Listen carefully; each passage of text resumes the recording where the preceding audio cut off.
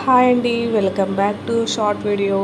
ఇక్కడ మీకు పుదీనా చట్నీ రెసిపీని షేర్ చేస్తున్నాను. ఇక్కడ క్వాంటిటీ చూపిస్తున్నాను ఒకసారి. ఇక్కడ నేను 6-7 టమాటాల దాకా తీసుకున్నాను. ఒక ఎర్రగడ్డ, తగినన్ని పచ్చిమిరపకాయలు, కొంచెం పుదీనా. పెనంలో ఇవన్నీ తరిగి ఆయిల్ వేసుకొని ఆయిల్ బాగా హీట్ అయిన స్టవ్ పైన కొంచెం జీలకర్ర, కొన్ని మెంతులు వేసుకుందాము.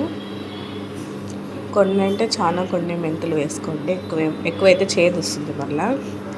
ఇవి బాగా వేగిన తర్వాత మనం ఇప్పుడు పచ్చిమిరపకాయలు వేసుకుందాము. ఇక్కడ మీకు పచ్చిమిరపకాయలు, నేను ఎర్రగడ్డలు కోసి రెడీగా పెట్టుకున్నాను, తరిగి పెట్టుకున్నాను. నేను ఒక ఎర్రగడ్డని చిన్న చిన్న ముక్కలుగా కట్ చేసి పెట్టుకున్నాను. పచ్చిమిరపకాయలు నేను రెండుగా కట్ చేసి పెట్టుకున్నాను. ఇక్కడ మనకి బాగా వేగిన ఇవి జీలకర్రలు, మెంతులు.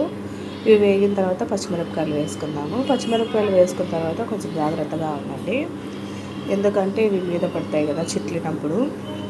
ఇవి బాగా వేయించుకున్నాము. ఇప్పుడు నేను ఇక్కడ మీకు ఈ చట్నీ చేసేటప్పుడు నేను కొన్ని కూడా వాటర్ యూజ్ చేయలేదు, అసలు నీళ్ళు వాడలేదు. అందువలన మనం ఈ పచ్చడిని ఒక 2-3 రోజుల వరకు నిల్వ పెట్టుకోవచ్చు, ఏమి ఇబ్బంది ఏమిటో, చెడిపోదేమి. ఇక్కడ నేను మీకు ఎర్రగడ్డ ఒకటే ఎందుకు తీసుకున్నానంటే, ఇప్పుడు ఇది చట్నీలోకి సరిపోతుంది. మనం తినేటప్పుడు తర్వాత పెట్టుకుంటాం కదా, తర్వాత పెట్టుకునేటప్పుడు మనము తర్వాత చట్నీ అంతా కలిపేసుకున్న తర్వాత చిన్న చిన్నగా ఒక ఎర్రగడ్డ తీసుకొని చిన్న చిన్న ముక్కలుగా కట్ చేసుకొని ఎర్రగడ్డ చట్నీలోకి ఎర్రగడ్డ వేసుకొని తింటే టేస్ట్ చాలా బాగుంటుంది. ట్రై చేసి చూడండి. ఈ చట్నీని మనము ఇప్పుడు రైస్ లేక్ కానీ, చపాతీ లేక్ కానీ, దోశ లేక్ కానీ తినచ్చు. నేను ఇక్కడ చపాతీ లేక్ చేస్తున్నాను. ఇక్కడ మనకి పచ్చిమిరపకాయలు బాగా వేగినాయి కాబట్టి ఇక్కడ నేను ఎర్రగడ్డలు వేస్తున్నాను. ఎర్రగడ్డలు కూడా బాగా మగ్గాలి. బాగా మగ్గిన తర్వాత మనం ముందుగానే టమాటాలు ఇక్కడ కట్ చేసి పెట్టుకున్నాను. నేను ఒక టమాటాని వీలైనంత చిన్నగా కట్ చేసి పెట్టుకున్నాను. ఒక టమాటా 4 ముక్కలుగా కానీ 6 ముక్కలుగా కానీ కట్ చేసి పెట్టుకున్నాను. ఇక్కడ ఎర్రగడ్డలు, పచ్చిమిరపకాయలు బాగా మగ్గినాయి కదా, దీంట్లోకే మనం ఇప్పుడు టమాటాలు కూడా వేసి బాగా మగ్గించుకుందాము.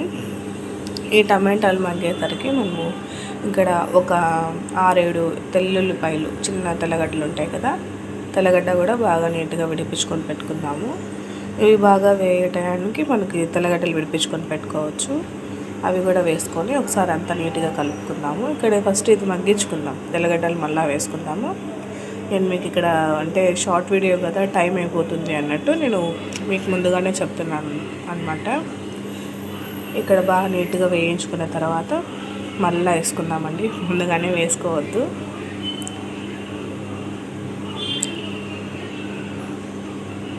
ఇక్కడ మీకు చట్నీకి అసలు ఆయిల్ పట్టదు. చట్నీ కూడా మీరు బరక